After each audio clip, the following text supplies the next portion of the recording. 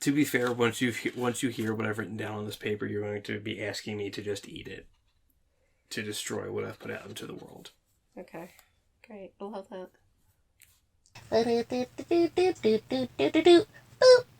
Hi everyone, it's me, Miss Jenny, and I have the new face of the channel, Casey.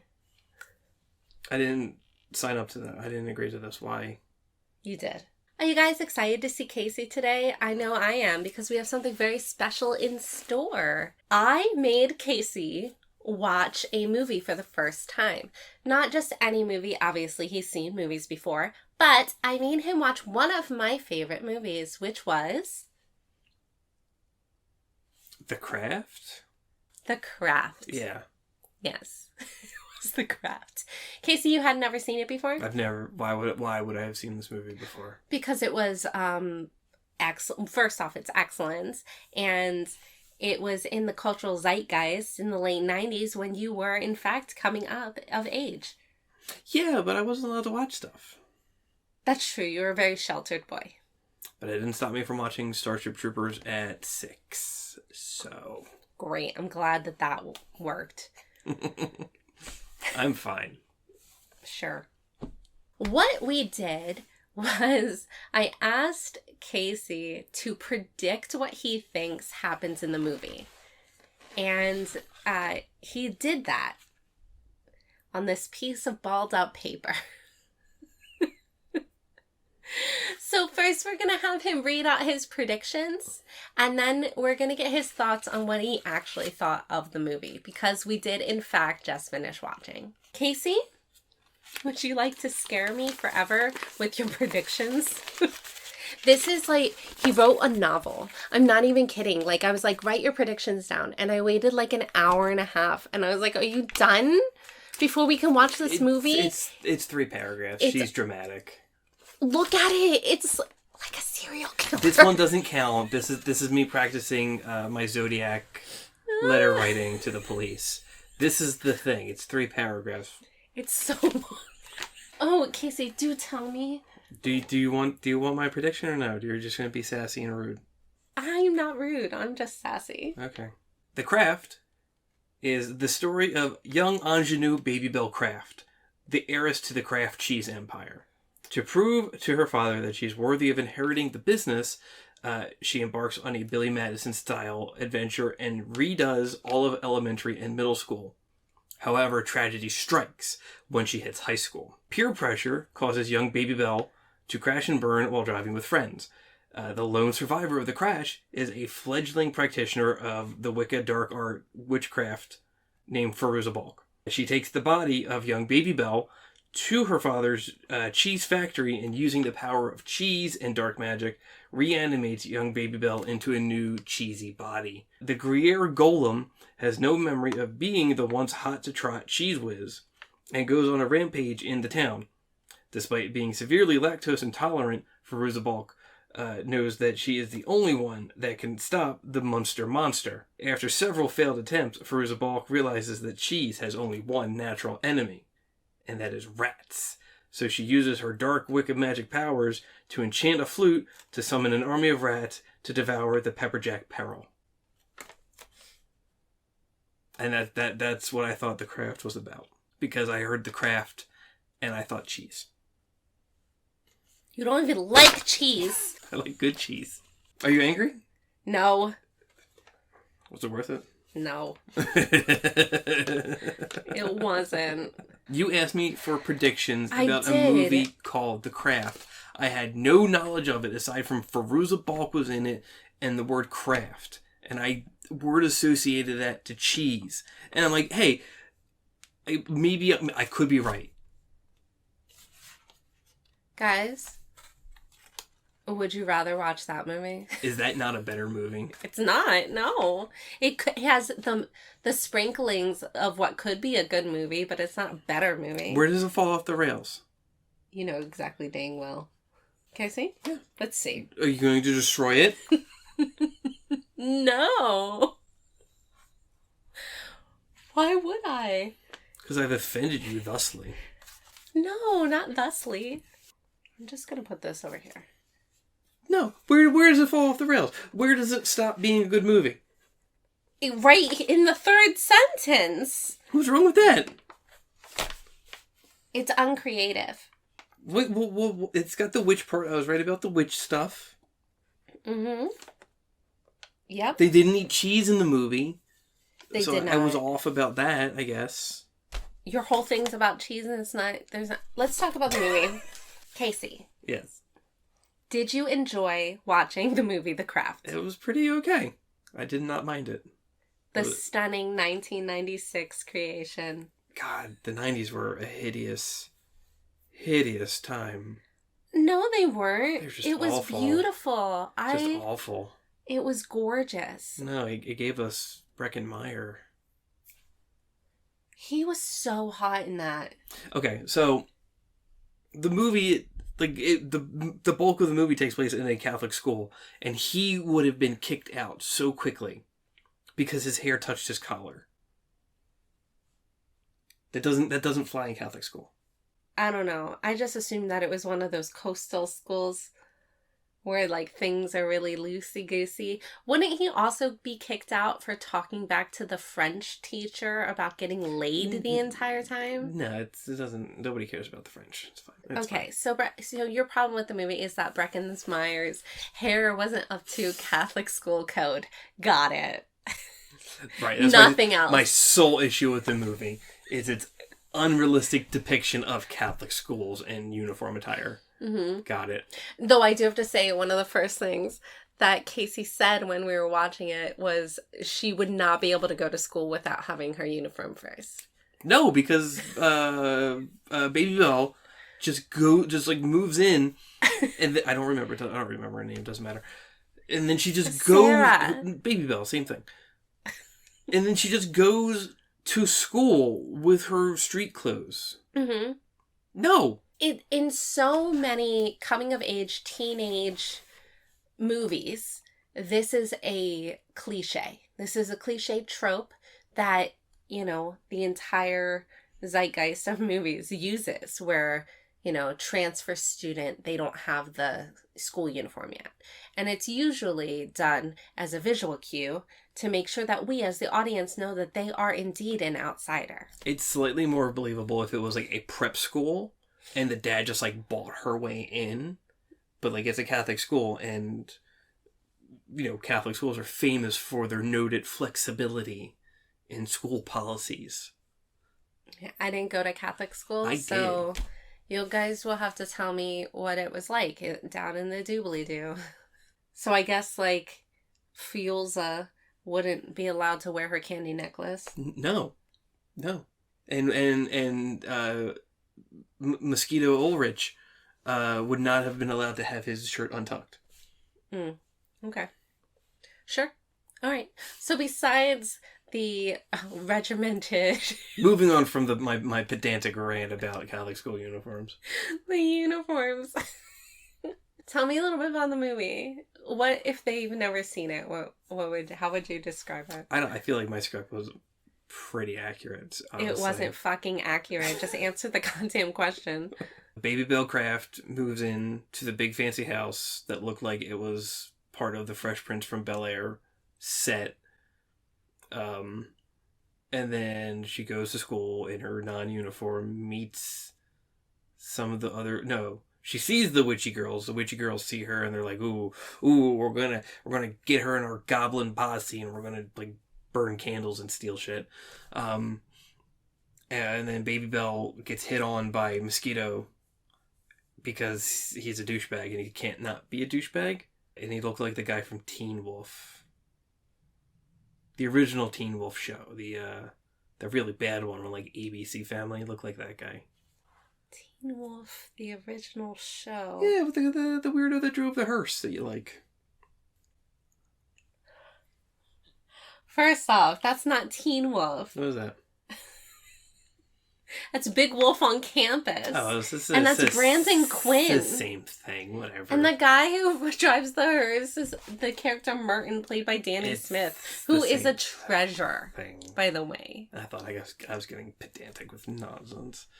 I'm sorry, Teen Wolf, the television show, didn't come out until later. There wasn't one before that, but there was movies. So when you say the original Teen Wolf, I think, Marty McFly. And I'm like, that he doesn't look anything like him. That is not his name. Whatever. Anyway, then Baby Bell. Her name is Sarah, and her real name is Robin. So pick one. Baby Bell. Ugh. Got it. Okay, so Baby Bell. Baby Bell Craft.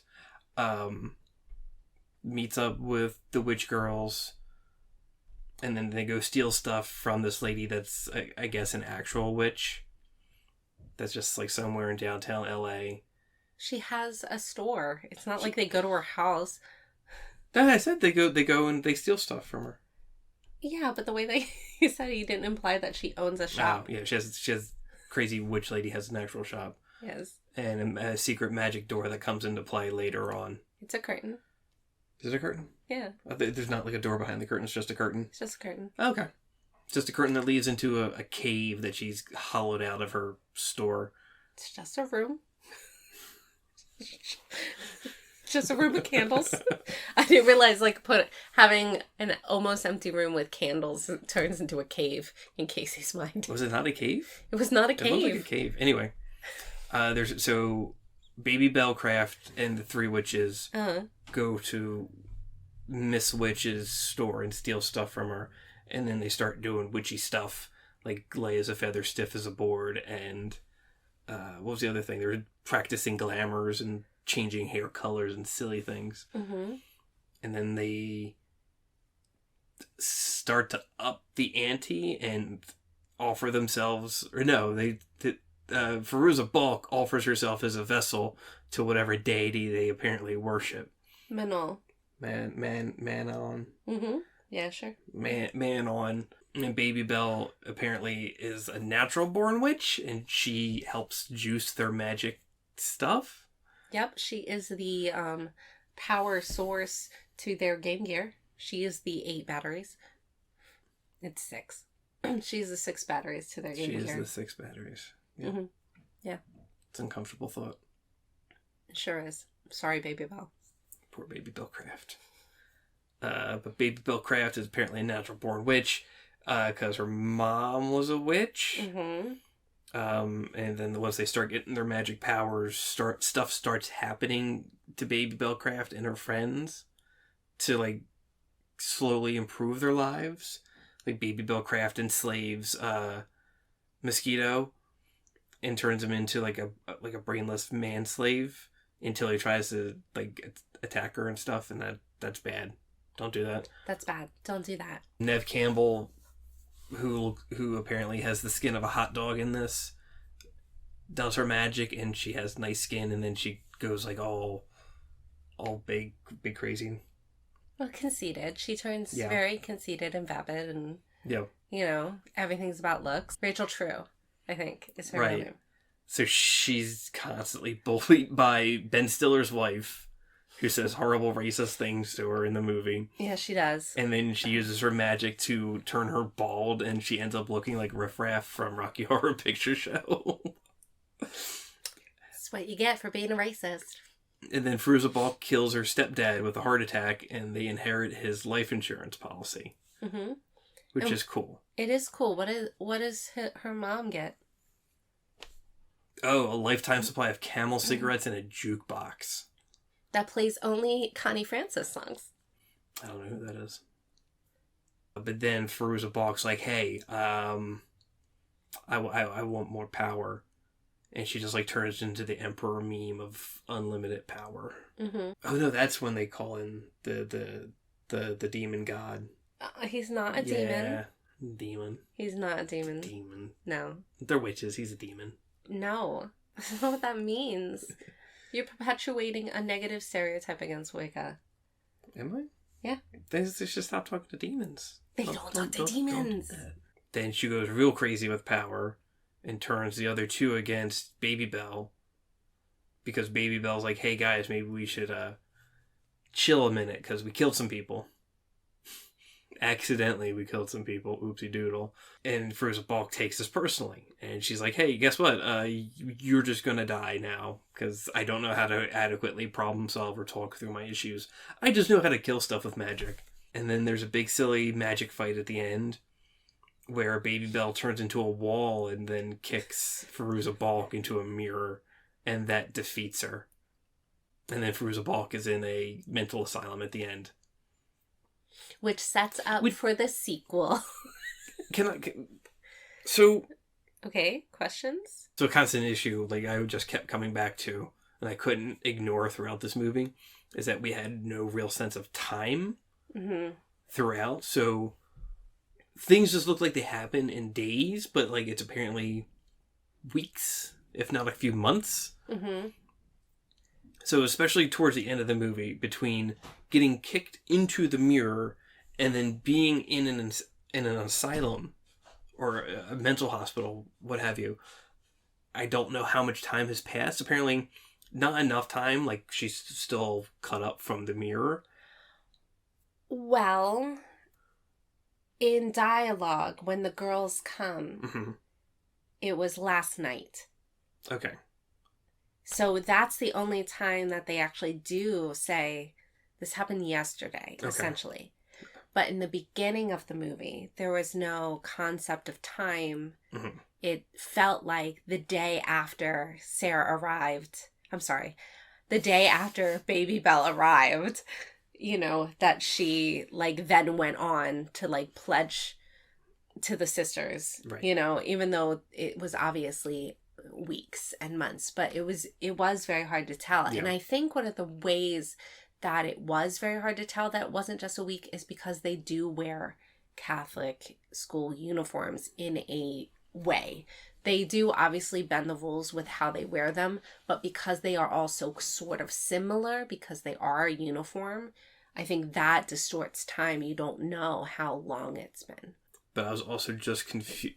I don't think that those cuts on Fruza Balk's face are from the mirror. I thought that they were from her scratching her face. Possibly. But I just assumed, she got kicked into a mirror and her face got all messed up. Oh, I literally thought that's why they had to pin her down, is because she kept scratching herself. Also probably valid. I just thought, again, this may just be a me thing. And it seemed weird to do, but maybe, I don't know why I'm so hung up on clothing in this movie. I love the clothing in this movie. I love it so much. But, I don't know what mental hospital standard procedure is for patient wardrobe. But it seemed weird that they let her keep, the Victoria's Secret underwear Black thing. underwear? Yeah. That you see, a hint of when she's getting jabbed with, a sedative. That just seemed a little odd. Are you not allowed to keep your underwear? I don't know. I would assume so. I would assume so, too, because, why... And it's not like she's changing herself. Right. Would they have just, let her sit in her own stink? No, I just mean, random underwear for all of the patients? They would have to have a whole wardrobe of underwear. Everybody shares underwear. No. Would you watch this movie again? Yes. Are you... Can what? Can what? What? What are you going to ask? Are we going to watch the terrible sequel? Do you want to watch a terrible sequel? Not especially, but... I watched the terrible sequel a couple years ago, and it was, in fact, terrible. I like bad stuff. You do, but this is, beyond... It's beyond bad. Have any of you guys seen The Craft Legacy before? Let me know in the commentos below those. Joy, I know you did because we watched it together, and holy moly. It was an experience. It was a time. I'm not even sure if it's bad enough for you to like it. Oh, that's a problem. Yeah. Yeah, it is. Even David Duchovny couldn't say that. Would you be interested in watching something else that you would predict first? Only if you do the same. Well, fine. Fine. But I don't think I'll be able to predict such a tale as Baby Bellcraft. My predictions will probably be like, this is what I think the movie was going to do. I know that's what I thought the movie was going to do.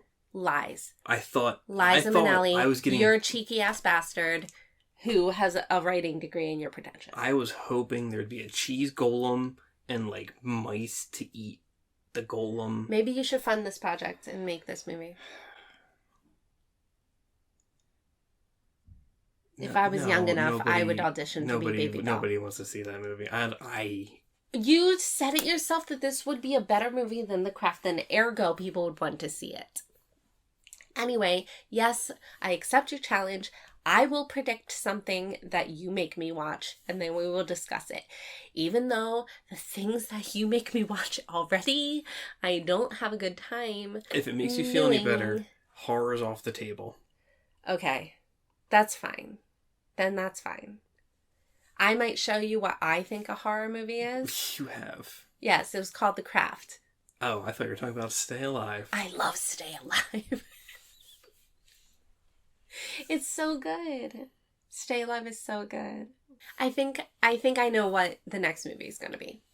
I already know what my next movie is going to be. Okay. Do I want to know? No. Okay. You don't get to know. Fine. It's a surprise. Great. I love that for us. Well, do you have anything else to say about The Craft?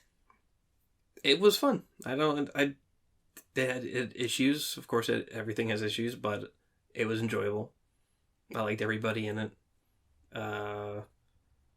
Yeah, it was fine. I was not offended by this. I give it 2 thumbs up. Like, I can do this with my thumb. Great. So spooky. I'm a Jedi. I can tell. Guys, thank you so much for watching. I've been Miss Jenny, and this has been Casey. Again, the new face of the channel. No. I did not agree to this. Don't forget to like, subscribe, and hit that bell. Don't do that. I mean, do it, but don't do that. Don't do what? Don't hit it. Be gentle with it. Press the button that makes you press the bell. There you go. Don't hit the bell. You're going to cause dents in the bell. It's going to change the way it sounds. Oh my god. I'm cutting all of you. I was just going to say to hit the bell. I wasn't even going to say the thing that Alexis hates. So. But now I am. Don't forget to flick that bell to be notified when the next video comes out. Which, surprise, surprise, will be next week. Which? Roll the credits.